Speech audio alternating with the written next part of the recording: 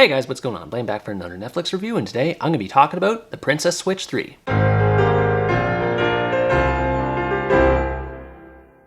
The Princess Switch 3 Romancing the Star is an American Christmas rom-com that serves as the third film in the series in which Stacey DeNovo and Lady Margaret Delacour, among others, are preparing to celebrate a momentous occasion in the form of a Christmas festival in Margaret's home of Montanaro. The festival is highlighted by a jewel loaned by the Vatican known as the Star of Peace, though the festivities take a turn for the worse when the star is stolen by an unknown thief. Despite animosity brought about by events in the previous movie, Stacey and Margaret turn to Fiona Pembroke for help in tracking down the thief so that the star can be found and everyone can return to celebrating Christmas. I made sure to watch all the previous movies in the series before getting into this one. I never saw any of them before, so I was skeptical as to whether or not that I would enjoy them based on the fact that they are rom-coms and are Christmas oriented, and from what I've seen, the two genres don't always go well together. However, I ended up being surprised by how much I enjoyed the series. They're not masterpieces by any means, but they carried a healthy dose of Christmas cheer and heartwarming moments to keep one's spirits bright. Of course, it also helps that Vanessa Hudgens is superb in being able to balance multiple roles with different personalities at the same time. For the third movie in the series though, it becomes a bit more tenuous. The main appeal behind the movies is how there's a series of hijinks involved with Vanessa Hudgens' characters taking each other's places, and then other characters mistaking their identities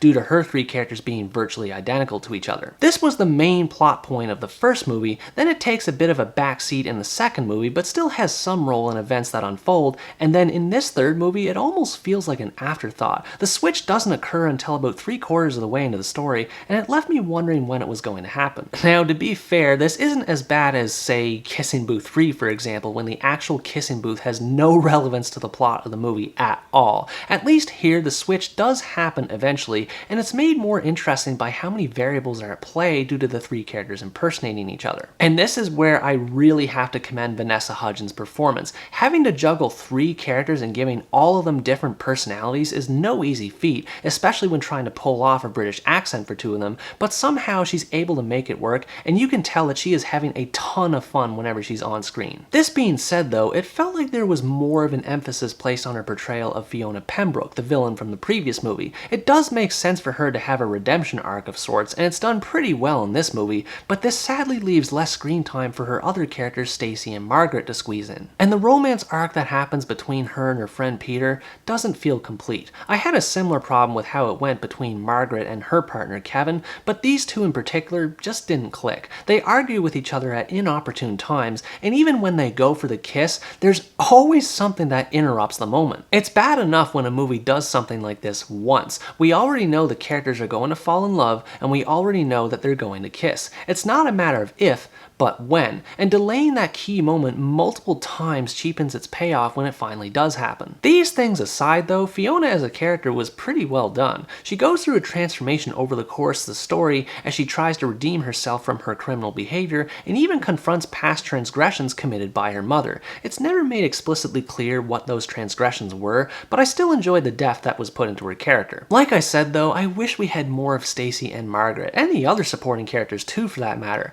Kevin and his daughter Olivia barely have anything to do in this movie. They disappear for pretty much the entire second act. Moving past the characters a bit, something I noticed and did appreciate about this movie is how different it is compared to the other two. The first two play out like typical Hallmark Christmas rom-coms with varying degrees of charm, but this one feels more like a heist/caper thriller that adds an air of excitement to its story. Not saying that there's no romance in this movie whatsoever, of course. Stacey, Margaret, and Fiona all get their fair share of time to be cute with the guys in their lives, which does add to the touching nature of its Christmas backdrop. I still think that Stacey and Edward have the best relationship by far. I'm sorry if anyone disagrees with that, but there's just something adorable between the two that's lacking with the other two couples. It's a shame if you think about it, because that means that most of the romance in this movie kind of falls flat. It's not necessarily bad, but when you look at Stacey and Edward, the rest just can't compare. It probably helps that Edward has the most personality out of all the male characters. He's just so delightfully awkward when trying to decipher the meaning of phrases like meow and goat. But getting back to the heist nature of of the story, I found this aspect to be the most entertaining part of the movie. The group's search for the Star of Peace puts them in several detective scenarios, which usually backfire in hilarious fashion and always got a good belly laugh out of me. There's a few scenes that could technically be considered filler, such as when the group are practicing how to move past motion sensory lasers,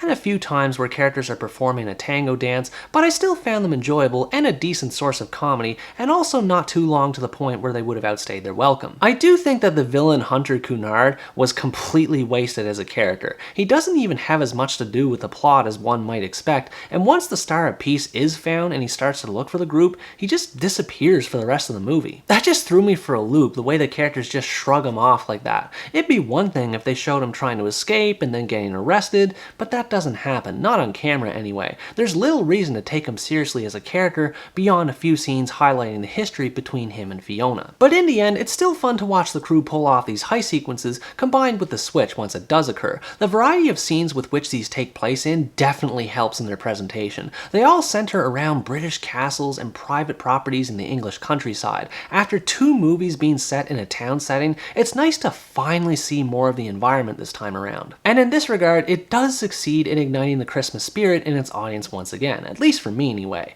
It has a mix of everything from decorating montages with Christmas songs by popular artists playing in the background, tons of themed scenery all over the place, and a fairy tale ending that will leave you feeling warm and fuzzy inside. Overall, The Princess Switch 3 is a decent, if predictable, holiday movie that's great for audiences of all ages, but it's pretty much the same movie as usual, with a twist here and there. If you're a fan of the Princess Switch movies, I think you'd definitely enjoy watching this movie, especially if you wanted to learn more about Fiona's character. And if by any chance you haven't seen them yet and you're looking for a series of lighthearted Christmas flicks for the whole family to watch, I think you'd enjoy this too. Better than that new Home Alone movie anyway. This movie and series in general won't be blowing anyone's minds or anything like that, but it doesn't have to. There are parts with its characters and romance that don't always work, but the heist and comedy elements do help make up for it. It ultimately succeeds in its primary task, which is to entertain its audience, and sometimes being entertained is all you need. Anyways guys, that's going to wrap up my review of The Princess Switch 3. Thanks for watching this video, I hope you enjoyed it, and as always stay tuned for the next part, where next time I review the American musical drama Tick Tick Boom. Bye bye!